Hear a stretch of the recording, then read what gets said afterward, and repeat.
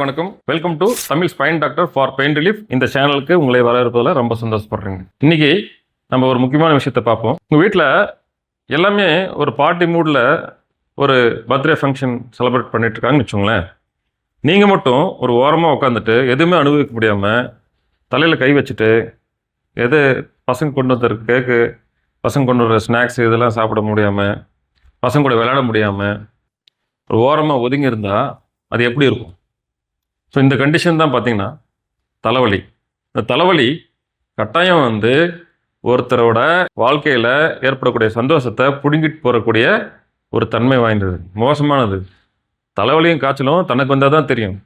அதனால் தலைவலி இருக்கிறவங்க எவ்வளோ பாடுபடுறாங்க, அவங்களுக்கு என்னென்னலாம் விமோச்சனம் கொடுக்கலாம் அப்படின்றத பற்றி இன்றைக்கி நம்ம தெரிஞ்சுக்கலாம். அதுக்கு முன்னாடி நம்ம சேனலை சப்ஸ்கிரைப் பண்ணாதவங்க Tamil spine doctor for pain relief இந்த சேனலை சப்ஸ்கிரைப் பண்ணி இந்த மாதிரி வலி சம்மந்தமான தகவல்களை உடனடியாக தெரிஞ்சுக்கிட்டு நம்ம பதிவிடும் போது ஒவ்வொரு முறையும் தெரிஞ்சுக்கிறதுக்காக இந்த சேனலை சப்ஸ்கிரைப் பண்ணுமாறு கேட்டுக்கொள்கிறேன். சரி நண்பர்களே, இப்போ இந்த தலைவலி பற்றி நம்ம விலாவரை பார்ப்போம். இந்த தலைவலி 2 வகைப்படும். ஒன்று முதன்மை தலைவலி, அதாவது பிரைமரி ஹெட்டேக் சொல்லுவாங்க. இது ஆபத்தில்லாத தலைவலி. இது அநேகமான மக்களுக்கு வரக்கூடிய தலைவலி. அடுத்தது பார்த்தீங்கன்னாக்கா செகண்டரி ஹெட்டேக். இது சார்புடைய தலைவலி, அதாவது வேறொரு காரணம் இருக்கும், தலைவலி வரத்துக்கு காரணம் இருக்கும், ஆனால் ரொம்ப ஆபத்தான தலைவலி. இந்த ஆபத்தான தலைவலியை பற்றி நம்ம ரொம்ப அழட்டிக்க தேவையில்லை. அது என்னதுனால காரணத்தினால வருது, அதோட ரெட் ஃப்ளாக் சிம்டம்ஸ் என்னென்னு தெரிஞ்சுக்கணும். அதாவது என்னென்ன அபாயமான அறிகுறிகள்லாம் இருக்குது, அதுலேருந்து நம்ம எப்படி நம்மளை நம்ப தெளிவுபடுத்திட்டு தேவையான நேரத்தில் மருத்துவரை பார்த்துட்டு தேவையான டெஸ்ட்லாம் பண்ணிவிட்டு நம்மளை காப்பாற்றிக்கணும்னு தெரிஞ்சு வச்சுட்டா போகுமே தவிர, எப்போ பார்த்தாலுமே தலைவலி வந்தால் அந்த செகண்டரி ஹெட்டுக்கு அந்த பிரச்சனைகளை பற்றி நம்ம மண்டையில் போட்டு குழப்பிடக்கூடாது. முதன்மை தலைவலி தெரிஞ்சுக்கு பதிலாக அதுக்கு முன்னாடி இந்த செகண்டரி ஹெட்டேக்கு ஆபத்தான தலைவலிகளில் என்னென்ன வகைகள்ன்றது பார்த்துக்கலாம். ஏன்னா இது ஒன்ஸ் தெரிஞ்சுட்டு நம்ம அதை பற்றி மூட்டை கட்டி வச்சுட்டு முதன்மை தலைவலி ரெகுலராக வரக்கூடியதை பற்றி நம்ம இன்னும் கொஞ்சம் டீட்டெயிலாக தெரிஞ்சுக்கலாம். இந்த செகண்டரி ஹெட்டேக் பார்த்தீங்கன்னாக்கா மெயின்லி என்னென்ன காரணத்தில் வருதுன்னா, இந்த மூளைக்குள்ளே இருக்கக்கூடிய உறுப்புகள், மூளையில் சுற்றி இருக்கக்கூடிய கவரிங்ஸ், நரம்புகள், இரத்த குழாய்கள், இதை சார்ந்து தான் நமக்கு செகண்டரி ஹெட்டேக் வருது. மெயினாக இந்த ட்ராமா, ஆக்சிடென்ட் அந்த மாதிரி கண்டிஷனில் பார்த்தீங்கன்னாக்கா உங்களுக்கு தலையில் அடிபட்டு நரம்புகள் ஏற்படும், கழுத்தில் பாதிப்புகள் ஏற்படும். அந்த மாதிரி கண்டிஷன்லையும் இந்த செகண்டரி ஹெட்டேக் காரணம் தெரிஞ்சுக்கலாம். அடுத்தது இந்த இரத்த குழாய் சார்ந்ததுன்னு பார்த்தீங்கன்னா, இரத்த குழாய்க்குள்ளே ஏற்படக்கூடிய ப்ரெஷர், இன்க்ரீஸ் ப்ரெஷர், பிபி ஆகட்டும், இல்லை இரத்த குழாயில் அடப்பு ஏற்படுறதாகட்டும், இல்லை ஸ்ட்ரோக் ஆகட்டும், இதெல்லாம் இந்த செகண்டரி ஹெட்டேக்கில் இரத்த குழாய் சார்ந்ததாக இருக்கக்கூடியது. அதுக்கடுத்தது நரம்பு சார்ந்ததுன்னு பார்த்தீங்கன்னாக்கா மெயினாக பார்த்தீங்கன்னா இந்த ட்ரைஜெமினல் நியூராலஜின்னு சொல்லுவாங்க. இது நம்ம மூஞ்சிக்கு சப்ளை பண்ணக்கூடிய 12 நரம்பில் 5வது நரம்பாகும். இந்த 5வது நரம்பு அதிகமான பெயின் சென்சிட்டிவ். இது ஹைப்போதலமஸ் என்ற சிறுமூளைக்கு நேரடியாக தொடர்பு இருக்கிறதுனால இங்கே ஏற்படக்கூடிய மாற்றங்களை உடனுக்குடனே ஹைப்போதலமஸ் மூளை சென்டருக்கு ரிலே பண்ணி அங்கேருந்து பெயின் சென்சிட்டிவிட்டி கார்டெக்ஸ் போயிட்டு, அதாவது மேல் மூளைக்கு சென்று தகவலை பார்ப்போம். ஆக இது நரம்பு சார்ந்த தலைவலியாகும். அடுத்தது சிஸ்டமிக் டிசீஸ்ன்னு சொல்லக்கூடிய இந்த டிபி ஆகட்டும், இல்லை கேன்சர் ஆகட்டும், இந்த மாதிரி நோயாளிகளுக்கு இது மூளையில் பரவும் பட்சத்தில் கட்டாயம் இந்த மாதிரி தலைவலிகள் ஏற்படுறதுக்கு வாய்ப்பு இருக்குது. இதெல்லாம் செகண்டரி ஹெட்டேக்கு. இப்போ இந்த செகண்டரி ஹெட்டேக் நம்ம எப்படி கண்டுபிடிக்கிறதுன்னு பார்த்தோம்னா, சில ரெட் ஃப்ளாக் சிம்டம்ஸ் சொல்கிறாங்க. இந்த ரெட் ஃப்ளாக் சிம்டம்ஸ் என்னென்னு பார்த்தீங்கன்னாக்கா, இப்போ ஒரு சடனாக ஒருத்தருக்கு தலைவலி வருது, இதுக்கு முன்னாடி எப்பயுமே கிடையாது, திடீர்னு வருதுன்னு பார்த்தோம்னா அது ரெட் ஃப்ளாக். அது ஒரு பயப்படக்கூடிய ஒரு சமிக்சை ஆகும். அடுத்தது பார்த்திங்கன்னா மிதமாக இருக்கும், எப்பவுமே மிதமாக இருக்கும், திடீர்னு அதிகமாகும், அதுவுமே ஒரு ரெட் ஃப்ளாக். அப்புறம் தூங்கி எழுந்தோடனே திடீர்னு வந்துச்சுன்னா அது ஒரு ரெட் ஃப்ளாக். அதுக்கப்புறமா உங்களுக்கு தலைவலி எப்பவுமே தண்டர் கிளாப்னு சொல்லக்கூடிய அந்த இடிச்சு தலையில் இறங்குற மாதிரி ஒரு தலைவலி வரும், அது ரெட் ஃப்ளாக். அது பார்த்தீங்கன்னா ரத்த குழாயில் ப்ளீடிங் ஆகும்போது வரக்கூடியது. ஸோ இந்த மாதிரி red flag signs and symptoms தெரிஞ்சிட்டோம்னாக்கா நம்ம இந்த செகண்டரி ஹெட்டேக் வித்தியாசப்படுத்தி பார்த்துக்கலாம். சரி, அடுத்து முதன்மை தலைவலி என்னென்ன வகைன்னு பார்த்துக்கோம். முதன்மை தலைவலி பார்த்தீங்கன்னாக்கா மெயினாக டென்ஷன் ஹெட்டேக், அதுக்கடுத்தது மைக்ரைன் ஹெட்டேக், ஒத்த தலைவலி, அதுக்கடுத்தது பார்த்தீங்கன்னா கிளஸ்டர் ஹெட்டேக்.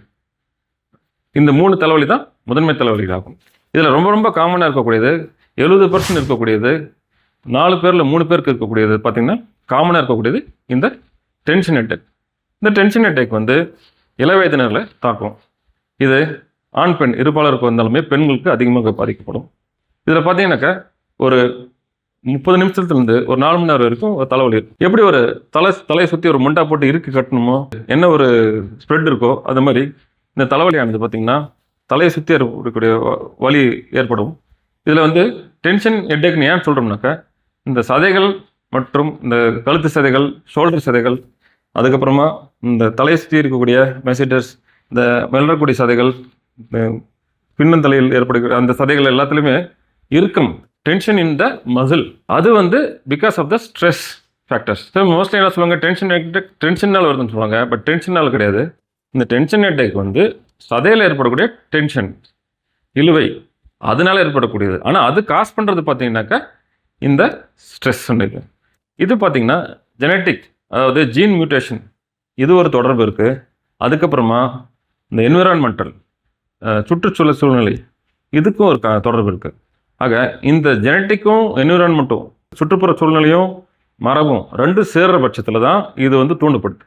இது ரெண்டுமே பிரித்து பார்த்துட்டோம்னா, இந்த ட்ரிகரை வந்து நடுவில் உள்ள விடாமல் பார்த்துட்டோம்னா இந்த இதை காம்பினேஷன் பண்ண முடியாது. இப்போ ட்ரிகர்லாம் என்னென்ன, எதுதெல்லாம் தூண்டக்கூடிய பொருட்கள் தான் தலைவலியை வந்து ஃபஸ்ட்டு கொளுத்தி போடும்.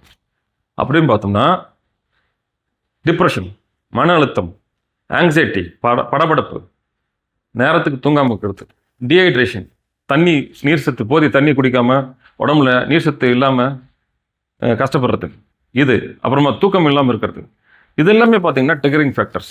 அதுக்கப்புறமா உணவு பழக்க வழக்கங்கள், இதுவுமே வந்து சில வகை உணவுகள் வந்து இந்த ட்ரிகர் பண்ணிவிடும். இந்த ட்ரிகரிங் ஃபேக்டர் இருந்தால் தான் உங்களுக்கு வந்து இந்த தலைவலி தூண்டப்படும்.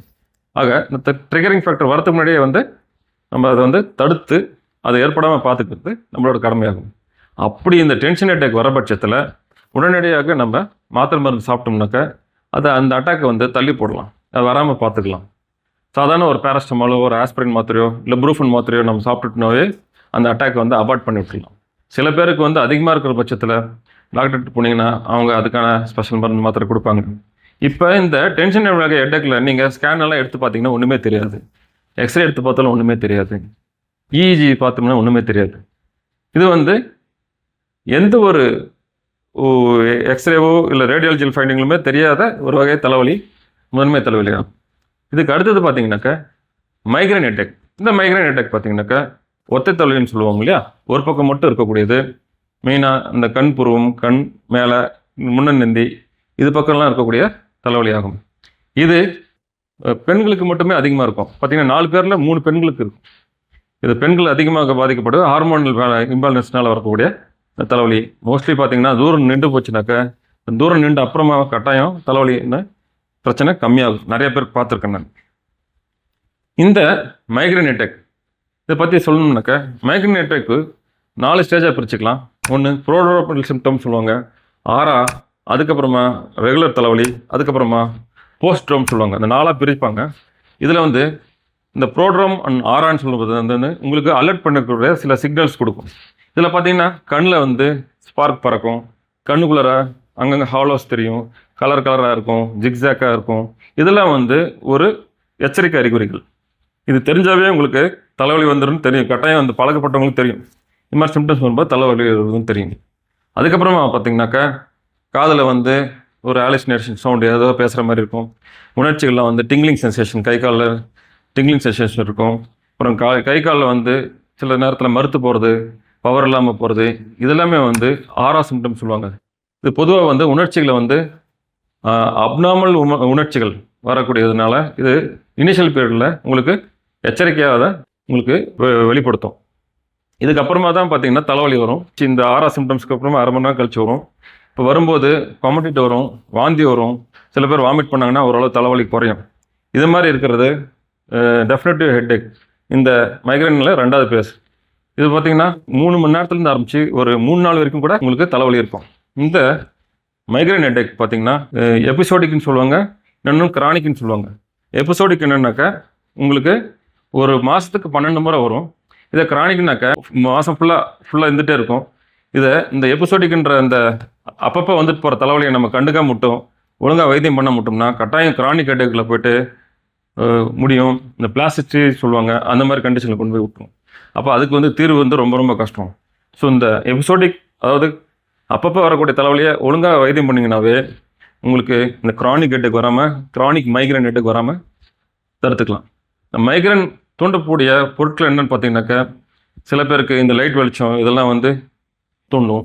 ஏற்கனவே சொன்ன ஸ்ட்ரெஸ்ஸு, ஆங்ஸைட்டி, டிப்ரெஷன், இந்த மாதிரி மன சார்ந்த பொருட்களும் உங்களுக்கு வந்து தூண்டக்கூடும். அது இல்லாமல் என்விரான்மெண்டல் ஃபேக்டர் பார்த்திங்கன்னா, அதிக நேரம் முழிச்சிட்டு இருக்கிறது, டிவியை பார்த்துட்டு இருக்கிறது, வெளிச்சமான பொருட்கள் பார்க்குறது, அதிகமான இரைச்சல், காது கேட்குறது, இதெல்லாமே வந்து தூண்டக்கூடியது. உணவு வகைகள் பார்த்திங்கனாக்கா சீஸு, பட்டரு, சாக்லேட்டு, ஐஸ்கிரீம் இதெல்லாம் வந்து உங்களுக்கு தூண்டும். இதுவும் ட்ரிகரிங் ஃபேக்டர் சொல்லுவாங்க. அதுக்கப்புறமா ரெட் வைன் போன்ற மதுபானங்களுமே தூண்டக்கூடியது. அதனால் இதெல்லாம் நம்ம என்னென்னு தெரிஞ்சுட்டு இதை அவாய்ட் பண்ணணும். உங்களுக்கு ஏற்கனவே அந்த மாதிரி பழக்கம் இருக்கும். அதே மாதிரி இந்த மல்லிகைப்பூ வச்சுட்டு போகிறது இதெல்லாம் வந்து அவாய்ட் பண்ணணும். வெயிலில் போகிறீங்களா, கூலிங் கிளாஸ் போட்டு போங்க. அது வந்து ஸ்டிமுலஸ் வந்து வராமல் பார்த்துக்கும். ஸோ இந்த ஸ்டிமுலஸ், இந்த ட்ரிகரிங் ஃபேக்டர் தான் உங்களுக்கு தலைவலியை இன்க்ரீஸ் பண்ணுது. ஆக முதல்ல வந்து வராமல் தடுத்துக்கிறதுக்கு ட்ரிகரிங் ஃபேக்டரை வந்து அவாய்ட் பண்ணணும். இப்போ இந்த வைத்தியன்னு பார்த்தோம்னாக்கா தலைவலியை வந்து ரெண்டாக பிரிக்கலாம். அந்த மைக்ரைன் ஹெட்டேக் ட்ரீட்மெண்ட்டை ஒன்று வராமல் தடுக்கிறது தான் நான் சொன்னேன், இந்த ட்ரிகரிங் வந்து அவாய்ட் பண்ணணும்னு சொல்லிட்டு. அதே மாதிரி மாத்திரை மருந்துமே வராமல் தடுக்கிறதுக்கு டாக்டருங்க தருவாங்க. அதை நீங்கள் 1 மாதம் 2 மாதம் தொடர்ந்து சாப்பிடும்போது உங்களுக்கு ஏற்படக்கூடிய அட்டாக் வந்து தள்ளி போகும். அதாவது நீங்கள் 1 மாதம் 2 மாதம் மாத்திரை சாப்பிட்டீங்கன்னா ஒரு 6 மாதத்துக்கு வந்து அட்டாக் வராமல் தடுக்கும். இது வந்து வரமுன் காப்போம், அந்த மாதிரி ஒரு கான்செப்ட். தலைவலி வராமல் தடுக்கிறது. ஸோ வந்துருச்சு அப்படின்னா என்ன பண்ணணும்னா, நீங்கள் உடனே அதை அவாய்ட் பண்ணணும். அதாவது உடனே அதை வந்து ஸ்டாப் பண்ணணும். அதுக்கான முயற்சியில் இருக்கணும். உடனடியாக டாக்டர்கிட்ட மாத்திரை வாங்கி சாப்பிடணும். இல்லைன்னா ஏற்கனவே டாக்டர் ப்ரிஸ்கிரைப் பண்ண மாத்திரை பாக்கெட்டில் ரெகுலராக வச்சுருந்தீங்கன்னா டக்குன்னு எடுத்து சாப்பிட்றணும். நம்ம பேராசிட்டமால் மாதிரி மாத்திரை கூட உடனே சாப்பிட்டு வாமிட் வராமல் இருக்கிறதுக்கு மெட்டோகுளோபரின் மாத்திரை காம்பினேஷனில் போட்டு தருவாங்க டாக்டர், அதை சாப்பிடணும். ரொம்ப அதிகமாக இருக்கணும் உங்களுக்கு இந்த கெஃபைன் கலந்த, எர்காட்டமின் கலந்த இந்த மைக்ரைன் மாத்திரைலாம் கொடுப்பாங்க டாக்டர். அதெல்லாம் வந்து இமீடியட்டாக நீங்கள் போட்டுட்டிங்கன்னா உங்களுக்கு அதை எஸ்டாப்ளிஷ் ஆகாமல் தடுத்துரும். ஒன்ஸ் எஸ்டாப்ளிஷ் ஆகிடுச்சுனாக்கா 2 நாள் காலி, கட்டாயம் வந்து உங்களை வந்து பாடாப்படுத்தி விட்டுரும். அதனால் எஸ்டாப்ளிஷ் ஆகிறதுக்கு முன்னாடியே நீங்கள் இந்த மைக்ரைன் மாத்திரைகளை சாப்பிடணும். அதுக்கு அடுத்தது கிளஸ்டர் ஹெட்டேக் சொல்லுவாங்க. இந்த கிளஸ்டர் ஹெட்டேக் பார்த்தீங்கன்னாக்கா அதுவும் ஒற்றை தலை இது மாதிரி தான். இது வந்து என்ன ஆகுனாக்கா, உங்களுக்கு கண்ணை சுற்றியும் இல்லை கண்ணுக்குள்ளார மூக்குக்குள்ளார இதெல்லாம் வந்து பார்த்திங்கன்னா நீர் அதிகமாக சுரந்து செக்ரேஷன்ஸ் அதிகமாக சுரக்க ஆரம்பிச்சிடும். இது உங்களுக்கு 1000ல் ஒருத்தருக்கு ரொம்ப ரேராக தான் வரக்கூடியது. இது வயசு கம்மியானவங்களுக்கு தான் வரக்கூடியது. இது ஒரு வகை அதிகமான இன்டென்சிட்டியோட வந்து உங்களை பாதிக்கும். இதுக்கான வைத்தியமும் பார்த்தீங்கன்னா டேப்லெட் இது மாதிரி தான் சாப்பிட்ணும். ஸோ கிளஸ்டர் ஹெட்டேக்ன்றது ஒரு பக்கம் மட்டும் வரக்கூடியது. இது பார்த்தீங்கன்னாக்கா ஒரு நாளில் வந்து ஒரு 15 20 முறை அப்பப்போ வந்துட்டு போகும். இதுலேயும் எபிசோடிக்னு சொல்லக்கூடிய அப்பப்போ வரக்கூடியது. இதையும் நம்ம கண்டுக்க மாட்டோம்னா நம்ம மைக்ரைன் மாதிரியே இதுவும் இந்த கிளஸ்டர் ஹெட்டேக்னு பார்த்தீங்கன்னா கிரானிக் ஹெட்டேக்காக மாறக்கூடிய வாய்ப்புகள் இருக்குது. அதனால் இதையும் நம்ம கொஞ்சம் கவனத்தில் எடுத்துக்கணும். இப்போ கடைசியாக பார்த்தோம்னா இந்த ஹெட்டேக்கில் நம்ம அவஸ்தைப்படும் போது நம்ம என்னென்ன பண்ணணும் பண்ணக்கூடாதுன்றதை நம்ம தெரிஞ்சு வச்சுக்கணும்.